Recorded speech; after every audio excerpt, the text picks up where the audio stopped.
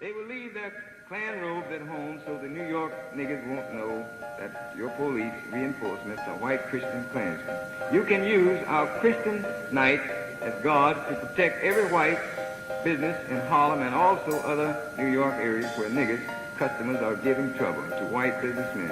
After all, how do the black jigaboos expect to live without white businessmen to sell them what they need?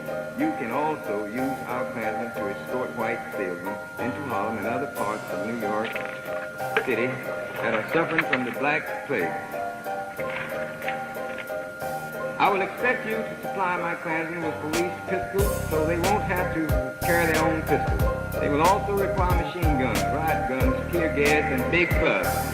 They will especially want some big sticks with iron inside the wood so they can crack hard niggas' skulls.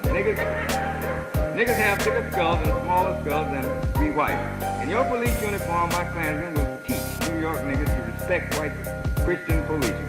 I will send my Christian knights to your rescue as soon as you call for them. Do you want to keep the plans secret or make them public? If we give publicity to these plans, the yellow-livered, cowardly darkies would probably start shaking in their shoes and showing proper respect for white people before the arrival of the Ku Klux Klan. Please advise. In case you decide to keep our plan secret, remember that the secret might leak out. In case of a leak, strongly deny that you have called for the support of the Christian Knights of the Ku Klux Klan. I want you to jump up and down and scream when you tell the newspapermen that you are not working together in case our plan leaks out. That will keep them from saying anything. Tell your superiors to take their choice. You can either accept our support and have white supremacy in your giant city, or you can retreat and abandon New York City to Elijah Muhammad, his Muslim and his black supremacy. I know we will enjoy working together to roll back the black locusts. Together, my dear friends, we will save New York City for the white race, the race that built civilization. In the Christian bond of white racial brotherhood, I remain yours truly, yours of Christ, for Christ, race and country. Imperial Wizard. Brothers and sisters, just a minute.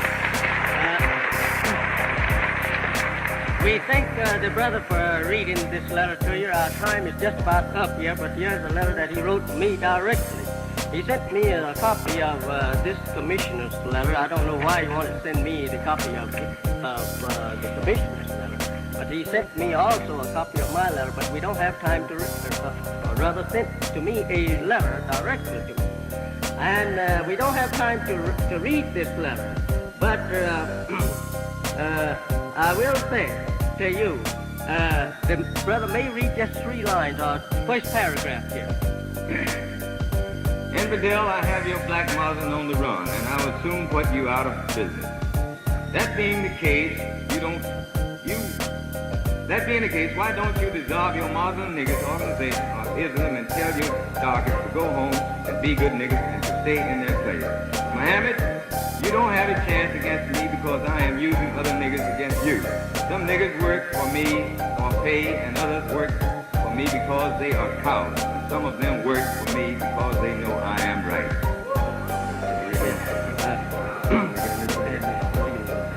You will have to admit that I kept you from speaking in Indianapolis recently.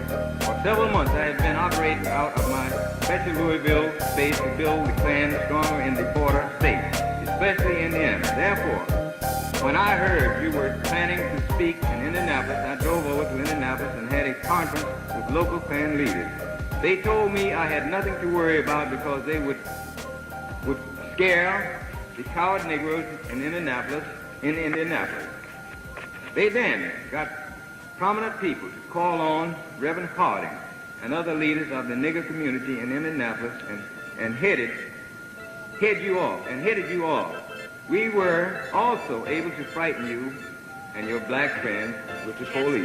Of course, I told them to threaten you with other laws instead of that unconstitutional law that says you can't hate anybody, whatever that means. Yes. Thank you, brother. Thank you very much. Brothers and sisters, you'll have heard these letters read and a part of another letter here, which I would like that you heard the whole entire 2 pages of it. And you will find out that this Klan leader boasts that he has the preachers of the church on his side, and that several of them is working directly with him. And I don't think that they actually know that they are working with him, but this is enough for them to learn. And this is enough for you to know what they are doing against you. Think over these things. They like to beat your head. They like to kill you. They like to deprive you of justice. They don't want you enjoying the same freedom that they enjoy. They don't want you in a good home. They don't want you in their neighborhood. They don't want you in their country. So why should not you and I unite and get out of their country? Let's get out from among them. Will everyone please hold your seat just for one more minute until our beloved leader and teacher finishes. Please hold your seat for just a few more moments. Thank you. So this here this afternoon was mostly to acquaint you with just what was going on and who is the real root hate teacher and the real root troublemaker. I wanted you to know that. We are not making trouble nowhere in this country. We're not trying to make trouble. We don't intend to make trouble. We only intend to try to unite our people, get them together, tell them the truth, and teach them to go for themselves and stop laying around licking white people's boots, begging them for a little piece of bread and a little dime, our job to make a dime.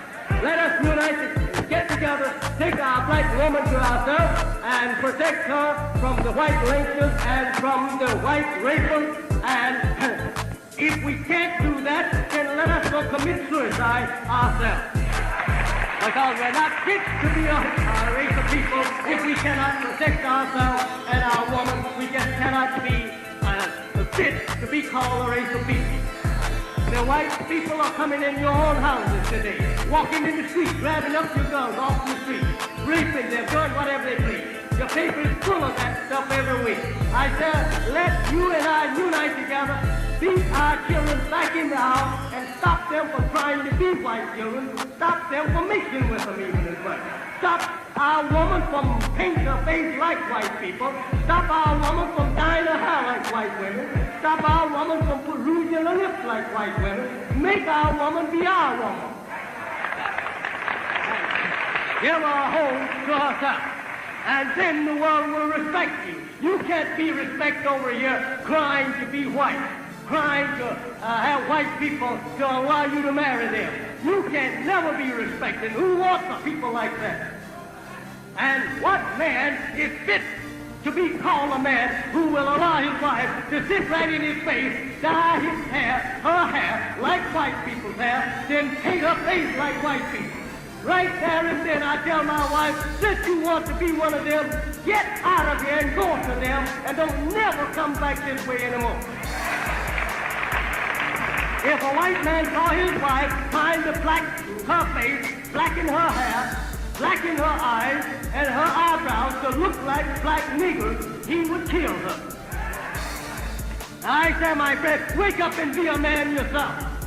Stop standing around arguing with each other. As soon as a leader rises up among you to help you, you are ready to stone him. You can try and stone me if you want to. I'm going to try and love and make unity for you. You do whatever you want. I'm never going to throw a stone at you. But I have someone behind me that will throw stones at you. So don't bother with throwing stones today. Bother about trying to make unity among the black man and try to be the black man's brother everywhere you find him on the planet. That's your best bet today, is to try to be in unity with all those people. Stop trying to be in unity with the people that don't want you. They hate you and call you a D-black so-and-so and so. Get out of that people's face. Stop begging them to live in their community. Stop moving in their community. Stop sticking your black child up around their white children in their school, forcing them to admit your children. Go ask them to build you a school. Go ask them to give you the textbooks that they have. Go ask them to finance your school until you are able to finance it.